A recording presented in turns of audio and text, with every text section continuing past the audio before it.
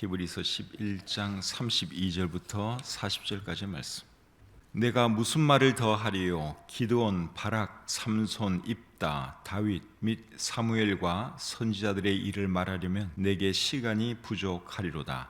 그들은 믿음으로 나라들을 이기기도 하며 의를 행하기도 하며 약속을 받기도 하며 사자들의 입을 막기도 하며 불의 세력을 멸하기도 하며 칼날을 피하기도 하며 연약한 가운데서 강하게 되기도 하며 전쟁에 용감하게 되어 이방 사람들의 진을 물리치기도 하며 여자들은 자기의 죽은 자들을 부활로 받아들이기도 하며 또 어떤 이들은 더 좋은 부활을 얻고자 하여 심한 고문을 받되 구차히 풀려나기를 원하지 아니하였으며 또 어떤 이들은 조롱과 채찍질뿐 아니라 결박과 옥에 갇히는 시련도 받았으며 돌로 치는 것과 톱으로 켜는 것과 시험과 칼로 죽임을 당하고 양과 염소의 가죽을 입고 유리하여 궁핍과 환난과 학대를 받았으니 이런 사람은 세상이 감당하지 못하느니라.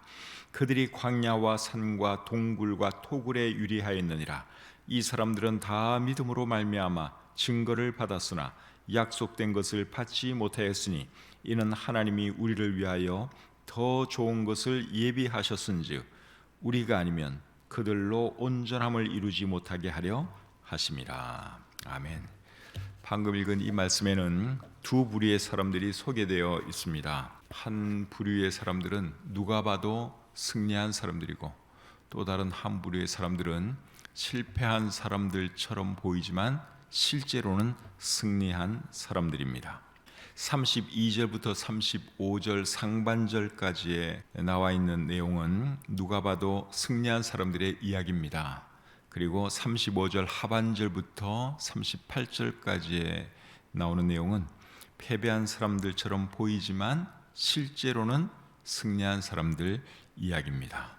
본문의 내용을 살펴보면서 우리에게 주시는 교훈이 무엇인지 함께 생각해 보겠습니다. 32절 말씀을 제가 다시 한번 읽겠습니다. 내가 무슨 말을 더 하리요? 기드온, 바락, 삼손, 입다, 다윗 및 사무엘과 선지자들의 일을 말하려면 내게 시간이 부족하리로다.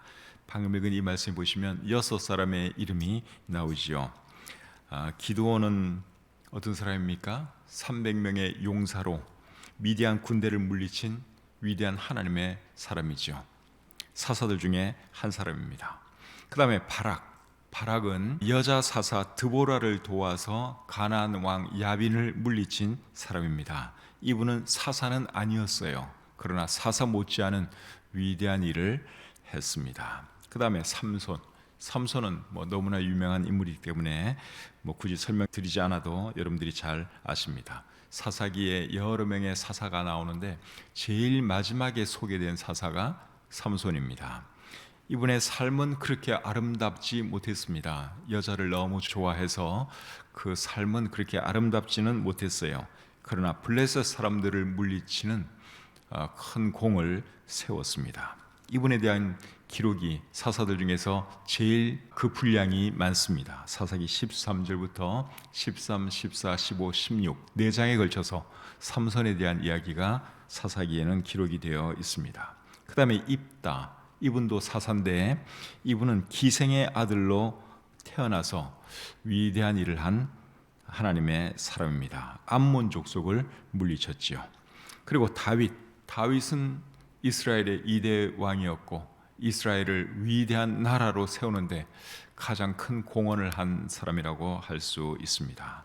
그리고 사무엘은 이스라엘이 사사 시대에서 왕정 시대로 넘어갈 때 아주 중요한 역할을 이 사무엘이 했습니다. 초대왕 사울에게 기름 부은 사람도 사무엘이었고 2대 왕 다윗에게 기름 부은 사람도 사무엘이었습니다. 사무엘은 이스라엘의 마지막 사사라고도 할 수 있고 또 이스라엘의 첫 번째 선지자라고도 할 수 있습니다. 아주 중요한 인물이죠. 그래서 방금 살펴본 이 6사람은 위대한 하나님의 사람들이었고 이분들이 위대한 일을 할 수 있었던 그 이유가 뭡니까? 이분들에게는 믿음이 있었기 때문이었다 하는 것이죠. 33절 계속 보겠습니다. 그들은 믿음으로 나라들을 이기기도 하며 의를 행하기도 하며 약속을 받기도 하며 사자들의 입을 막기도 하며. 여기 말하는 그들은 32절에 나오는 이 6사람뿐 아니라 구약 성경에 기록된 많은 믿음의 사람들을 말하는 것입니다. 그들은 약속을 받기도 하며 사자들의 입을 막기도 했다, 그런 말을 하고 있는데, 하나님께로부터 약속을 받은 사람들 중에는 어떤 사람이 있습니까?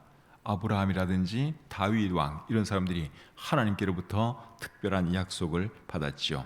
그리고 사자들의 입을 막기도 했다 하는 말씀을 하고 있는데, 누구 이야기하는 것 같습니까? 다니엘 이야기하는 것 같죠. 다니엘이 사자굴에 던져졌지만 하나님께서 사자들의 입을 막아서 사자들이 다니엘을 해치지 못했습니다. 다니엘의 믿음을 하나님께서 그렇게 존중해 주신 것이죠. 34절 보겠습니다. 불의 세력을 멸하기도 하며 칼날을 피하기도 하며 연약한 가운데서 강하게 되기도 하며 전쟁에 용감하게 되어 이방 사람들의 진을 물리치기도 하며. 34절에 보니까 불의 세력을 멸하기도 했다 하는 표현이 나오는데, 표준 세번역 성경은 불의 세력을 꺾었다, 그렇게 표현을 하고 있습니다. 누구 이야기하는 것 같아요? 다니엘의 세 친구 이야기하는 것 같죠? 풀무불 속에 던져졌지만 불이 그들을 사르지 못했습니다. 그들의 믿음을 보시고 하나님께서 그들을 불 속에서 지켜 보호해 주셨습니다. 그리고 칼날을 피하기도 했다 하는 말이 나오는데, 다윗이나 엘리야 선지자, 이런 분들 칼의 위협으로부터 하나님께서 지켜 보호해 주셨습니다.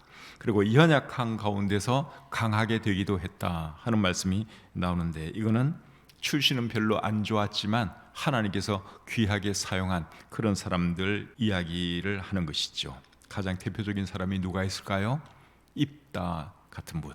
이분은 기생 출신이에요. 어머니가 기생이었습니다. 기생의 아들로 입다가 태어났지만 정말 위대하게 쓰임받은 하나님의 사람이 되었죠. 다윗도 마찬가지죠. 다윗은 목동이었는데 왕이 되었으니 참 얼마나 놀랍게 쓰임받은 것입니까? 그래서 연약한 가운데서 이렇게 강하게 된 그런 사람들도 있다 하는 것이죠. 다 그들의 믿음 때문에 하나님께서 그들을 그렇게 귀하게 쓰신 것이죠. 35절입니다. 여자들은 자기의 죽은 자들을 부활로 받아들이기도 하며. 35절 이 말씀을 우리말 성경은 이렇게 번역하고 있습니다. 여인들은 자신의 죽은 사람들을 부활로 되돌려 받기도 했습니다. 이 말씀은 누구를 생각하면서 기록한 말씀 같습니까? 열왕기상 17장에 나오는 사르밧 과부, 그리고 열왕기하 4장에 나오는 수넴 여인, 이 여자들을 생각하면서 이 글을 썼습니다.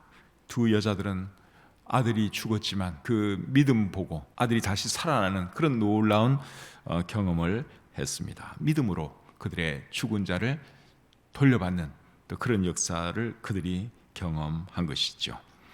지금까지 살펴본 내용은 누가 봐도 승리한 사람들의 이야기죠. 전쟁에서 이기고 참 죽은 아들을 다시 돌려받고, 누가 봐도 참 신나고 누가 봐도 승리한 사람들의 이야기입니다. 그런데 그 다음부터 나오는 사람들의 이야기는 실패한 사람들처럼 보여요. 그런데 실제로는 승리한 사람들 이야기입니다. 35절 하반절을 보겠습니다. 또 어떤 이들은 더 좋은 부활을 얻고자 하여 심한 고문을 받되 구차히 풀려나기를 원하지 아니하였으며. 자, 여기 보니까 어떤 사람들은 더 좋은 부활을 얻고자 했다. 그래서 고문도 참고 구차히 풀려나기를 원하지 아니했다, 그런 말씀을 하고 있는데, 여기서 말하는 더 좋은 부활은 무엇을 말하는 걸까요? 생명의 부활을 말하는 것이죠. 부활의 종류에는 생명의 부활이 있고 심판의 부활이 있습니다. 요한복음 5장 29절에 그런 말씀이 있죠. 그래서 이 사람들은 영원히 살 수 있는 그 생명의 부활을 원했기 때문에 구차하게 살기를 원하지 아니했다 하는 것이죠. 36절부터 38절 보겠습니다. 또 어떤 이들은 조롱과 채찍질뿐 아니라 결박과 옥에 갇히는 시련도 받았으며 돌로 치는 것과 톱으로 켜는 것과 시험과 칼로 죽임을 당하고 양과 염소의 가죽을 입고 유리하여 궁핍과 환난과 학대를 받았으니 이런 사람은 세상이 감당하지 못하느니라. 그들이 광야와 산과 동굴과 토굴에 유리하였느니라. 자, 이 말씀을 보시면 어떤 사람들은 하나님을 섬기다가 고난을 당하기도 하고 죽임을 당하기도 했습니다. 심지어 톱으로 켜서 죽은 사람도 있다고 여기에 말씀을 하고 있죠. 전승에 의하면 이사야 선지자가 톱으로 켜서 죽임을 당했습니다. 그리고 초대교회 시절에도 수많은 사람들이 예수님 믿는 것 때문에 고난을 당하고 죽임을 당했죠. 히브리서는 서기 64년부터 68년 사이에 기록되었다고 성경학자들이 생각을 합니다. 그때는 네로 황제가 이 세상을 다스릴 때였습니다. 네로 황제는 예수 믿는 사람들을 핍박한 것으로 유명한 사람이죠. 그러니까 네로 황제가 예수 믿는 사람들을 핍박하는 것을 보면서 히브리서의 기자는 히브리서를 기록했다고 생각이 듭니다. 사도 바울이나 사도 베드로 이런 분들도 네로 황제 시절에 다 죽임을 당했죠. 그 당시 그리스도인들은 핍박을 기해서 38절에서 말하는 것처럼 광야와 산과 동굴과 토굴에 유리하며 살았습니다. 유리했다는 말은 헤매며 살았다, 떠돌며 살았다 그 말이죠. 가만히 있으면은 핍박 때문에 살 수가 없으니까 산에 들어가 숨어 살기도 하고 동굴에 들어가 살기도 하고 토굴 속으로 들어가서 살기도 했습니다. 토굴은 땅굴을 말하는 거예요. 땅 밑으로 나 있는 굴을 말하는 것이죠. 이탈리아 로마에 가면 카타콤이라고 하는 지하 공동묘지가 있습니다. 이제 그런 데서 숨어서 생활하기도 하고 또 예배도 드리고 초대교회 성도들이 그렇게 살았습니다. 터키에 가면은 데린구유라고 하는 곳이 있습니다. 근데 그 데린구유라고 하는 곳은 지하 도시입니다. 지하 도시. 그리고 지난번에 우리 성도님들도 거기 가보셨죠? 카타콤도 우리가 다 가보고 했는데 그 데린구유는 지하 도시예요. 어마어마합니다. 수만 명의 사람들이 이제 생활을 한 그런 지하 도시인데 네로 시절에는 아마 그런 데서도 그리스도인들이 숨어서 살지 않았을까 생각이 듭니다. 그래서 여기 토굴, 땅굴에 들어가서 사람들이 살았다 그 말이죠. 핍박을 피해서. 그런데 여러분, 초대교회 성도들이 고난당하고 순교당했다고 해서 그들이 실패한 것일까요? 고난당하고 죽임당했다고요? 그들의 인생이 실패로 끝난 것입니까? 절대로 그렇지 않습니다. 그분들이야말로 진정한 승리자라고 할 수 있습니다. 복음을 위해서 고난당하는 것이 여러분 얼마나 어려운 일입니까?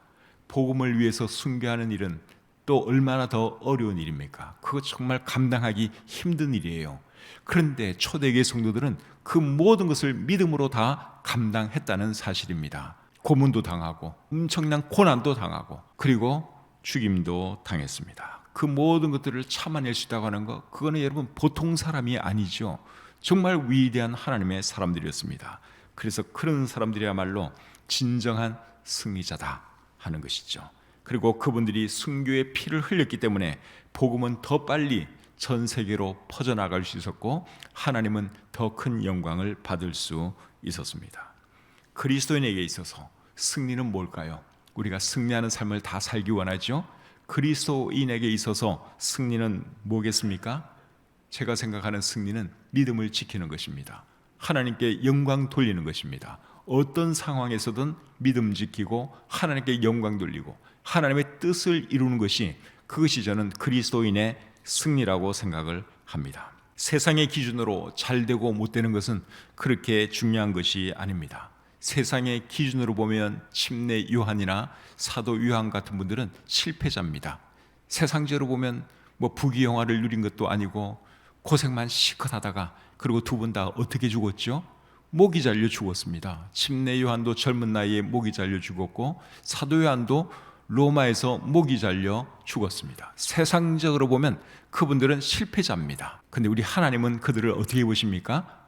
승리자로 보시죠. 위대한 하나님의 사람들이었고 위대한 승리자들이 침례 요한, 사도 바울 같은 분이었습니다. 그래서 승리는 뭔가 하면 믿음을 지키는 것이 승리입니다. 하나님께 영광 돌리는 것이 승리고 하나님의 뜻을 추구하고 하나님의 뜻을 이루는 것이 그리스도인으로서 승리하는 것이다 하는 것 꼭 잊지 마시기를 바랍니다. 침례 요한은 이런 말을 했습니다. 그는 흥하여야 하겠고 나는 쇠하여야 하리라. 나는 쇠해도 괜찮고 죽어도 괜찮아요. 그리스도만 높임 받는다면, 이게 침례 요한의 믿음이었습니다. 또 사도 바울은 이런 말을 했죠. 내게 사는 것이 그리스도니 죽는 것도 유익함이라. 그리스도만 증거될 수 있다면 내가 죽는 것은 전혀 문제가 되지 않는다. 그것이 사도 바울의 믿음이었습니다. 사랑하는 성도님 여러분, 우리도 이런 믿음 가지고 살 수 있기를 바랍니다. 세상에서 얼마나 잘 되고 얼마나 많이 가지고 얼마나 높이 올라가고 이게 중요한 것이 아니라 내가 나의 삶을 통해서 하나님께 영광을 돌리고 있느냐, 지금 내가 하나님의 뜻을 이루면서 살아가고 있느냐, 내가 내 믿음을 잘 지키고 있느냐, 이것이 중요한 것입니다. 그렇게 사는 것이 진정한 승리의 삶이다 하는 것이죠. 38절에 보면 이런 사람은 세상이 감당하지 못하느니라 하는 말씀이 있죠. 38절 다시 한번 보겠습니다. 이런 사람은 세상이 감당하지 못하느니라. 이 말씀의 의미가 뭘까요? 이런 사람은 세상이 감당하지 못한다. 이 말씀을 공동번역 성경은 이렇게 번역을 했습니다. 이런 사람들에게는 이 세상이 살만한 곳이 되지 못했습니다. 그렇게 번역을 했고, 우리말 성경은 세상은 그들에게 가치가 없었습니다. 그렇게 번역을 했습니다. 나름대로 일리 있는 번역이지만 정확한 번역은 아닙니다. 이 말씀의 정확한 의미는 뭔가 하면 이거예요. 세상은 이런 사람을 가질 만한 가치가 없었습니다. 세상은 이런 사람을 가질 만한 자격이 없었습니다. 그 뜻입니다. 그리고 이런 사람은 정말 귀한 사람인데 세상이 그들을 알아보지 못했습니다 하는 것이 이 말씀의 의미입니다. 근데 이 멋진 말이 괄호 안에 들어가 있죠. 괄호 안에. 왜 괄호 안에 들어가 있느냐? 이건 뭐 원본에 없기 때문에, 헬라 성경에 없기 때문에 이렇게 괄호를 친 것이 아니라 이 문장을 읽는 사람들이 잘 이해하도록 하기 위해서 괄호 안에 쳐놓은 거예요. 문장이 좀 길다 보니까 사람들로 하여금, 헬라어 성경에는 괄호가 없어요. 근데 이제 우리 개역 개정판이나 또 다른 어떤 성경에는 괄호가 있기도 하고 없기도 하고 그래요. 근데 원본 헬라어 성경에는 괄호가 없습니다. 근데 왜 우리 개역 개정판 성경은 괄호를 해놨느냐? 쭉 읽다가 문맥의 흐름을 위해서 그냥 괄호를 해놓은 거예요. 이해를 쉽게 하도록 하기 위해서. 뭐 이 말씀이 안 중요하다거나 이 말씀이 뭐 원본에 없거나 그런 것이 아니라 이 문장을 오히려 쉽게 이해하도록 하기 위해서 괄호를 해놨다 하는 것을 여러분들이 이해하시면 되겠습니다. 그래서 이런 사람들은 정말 세상이 감당하지 못하는 사람들이다, 그렇게 말씀을 하고 있는데, 이 말씀의 의미는 세상은 이런 사람들을 가질 만한 자격이 없었다 그 말이에요. 이분들이 너무너무 훌륭하고 위대한 분인데 세상은 그들을 알아보지를 못했죠. 이들을 가질 만한 자격이 없었던 것입니다. 39절 40절 보겠습니다. 이 사람들은 다 믿음으로 말미암아 증거를 받았으나 약속된 것을 받지 못하였으니 이는 하나님이 우리를 위하여 더 좋은 것을 예비하셨은즉 우리가 아니면 그들로 온전함을 이루지 못하게 하려 하심이라. 39절에 보시면 이 사람들은 이렇게 시작이 되고 있죠. 여기서 말하는 이 사람들은 구약 성경에 나오는 믿음의 사람들을 말하는 것입니다. 이 사람들은 다 믿음으로 말미암아 증거를 받았다, 그렇게 말씀을 하고 있죠. 증거를 받았다는 말은 인정을 받았다는 말이에요. 하나님께로부터 이 사람들이 그들의 믿음으로 인해서 인정을 받았다 그 말이고, 그런데 약속된 것은 받지 못했다고 말씀을 하고 있습니다. 약속된 것이 뭘까요? 하나님께서 보내주시겠다고 한 메시아, 그 약속된 것은 받지 못했다.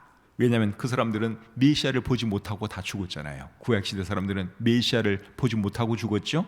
그것을 어떻게 표현했는가 하면 그들은 약속된 것을 받지 못했다, 메시아를 보지 못하고 죽었다 그 말입니다. 그 다음에 40절에 보시면 이는 하나님이 우리를 위하여 더 좋은 것을 예비하셨다, 그렇게 말씀을 하고 있는데, 여기서 말하는 우리는 신약시대 성도들을 말하는 것이고, 그리고 그들은 구약시대 성도들을 말하는 것입니다. 하나님이 우리를 위하여 더 좋은 것을 예비하셨다, 그렇게 말씀을 하고 있는데, 더 좋은 것은 메시아를 의미하는 겁니다. 또는 메시아를 통한 구원을 의미하는 것이죠.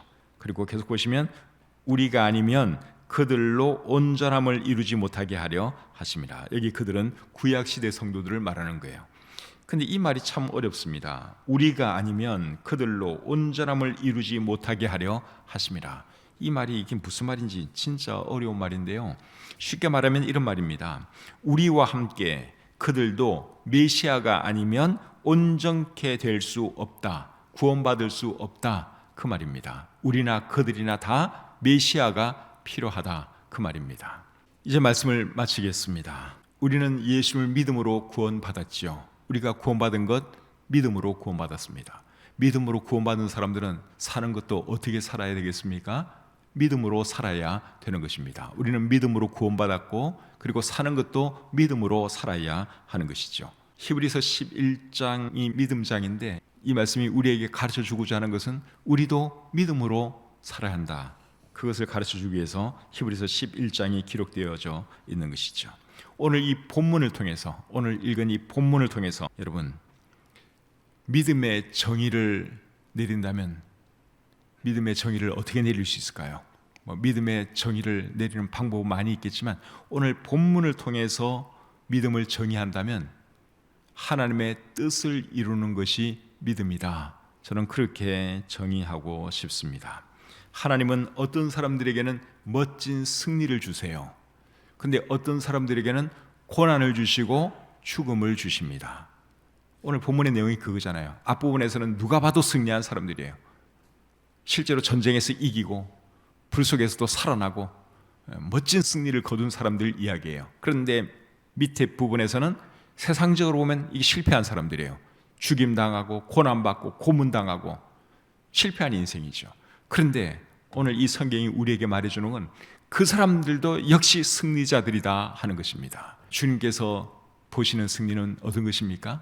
하나님의 뜻을 이루는 것이 승리입니다. 어떤 사람들에게는 실제적인 승리를 주세요. 근데 어떤 사람들에게는 힘든 삶을 주세요. 고난을 주시고 죽임당하는 것을 주십니다. 근데 어느 쪽이든지 간에 우리가 하나님의 뜻에 순종하는 것, 그것이 하나님께서 우리에게 원하는 것이고 그것이 진정한 승리다 하는 것을 오늘 이 본문을 통해서 배울 수 있습니다. 예를 들어서 하나님께서 우리에게 고난을 주시고 있고 죽음을 바라보게 하셨다면 그 상황 가운데서 그 고난과 죽음을 어떻게 대하는 것이 믿음일까요? 하나님께서 반드시 살려주실 거라고 믿는 것만이 믿음일까요? 아니면 하나님의 뜻이라면 기꺼이 죽음도 받아들이겠습니다, 그렇게 말하는 것이 믿음일까요? 저는 후자라고 생각을 합니다.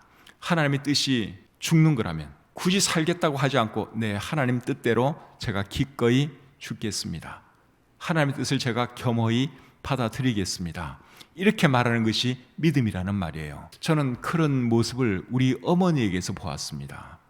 우리 어머니가 7년 전쯤에 췌장암으로 돌아가셨는데 몸이 조금 이상해서 병원에 가셨을 때 의사로부터 한 4개월 남았습니다 하는 진단을 받았습니다. 이미 몸이 다 망가진 상태였기 때문에 얼마 못 산다는 진단을 받았어요. 4개월 산다는 진단을 받았습니다.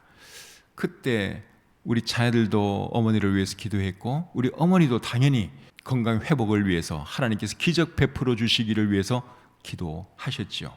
그런데 하나님께서 그 기도를 안 들어주셨거든요. 그런데 저는 우리 어머니에게서 한 번도 하나님을 원망하거나 죽기 싫어하거나 그런 모습을 보지를 못했습니다. 심지어 눈물 흘리는 것도 저는 보지를 못했어요. 그거 보면서 야, 우리 어머니가 참 믿음이 대단한 분이다, 그런 생각을 했습니다.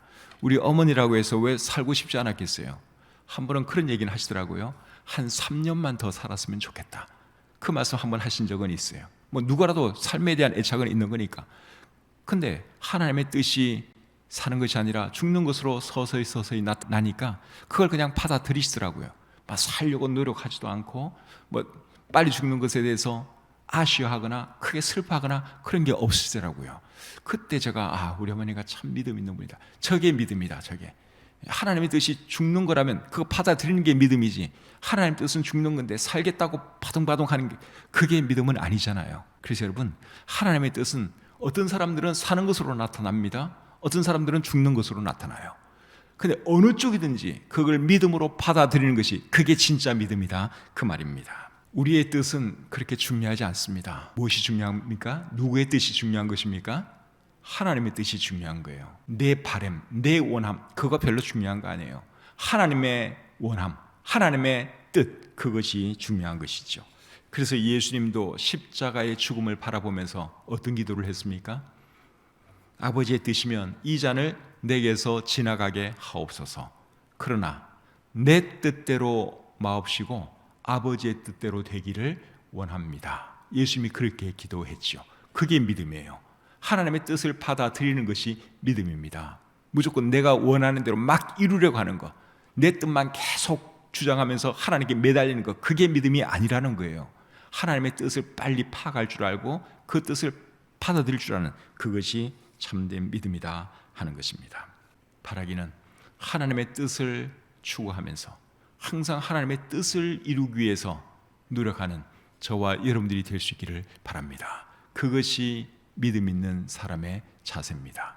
하나님의 뜻이 무엇일까? 내 뜻은 중요한 거 아니에요. 하나님의 뜻이 무엇일까? 하나님의 뜻을 드러내는 그것이 우리의 삶의 목표가 되어야 되고 그것이 우리 삶의 목적이 되어야 할 줄 믿습니다. 하나님의 뜻을 늘 추구하시면서 하나님의 뜻을 이루는 저와 여러분들의 삶이 되기를 우리 주님의 이름으로 축복합니다.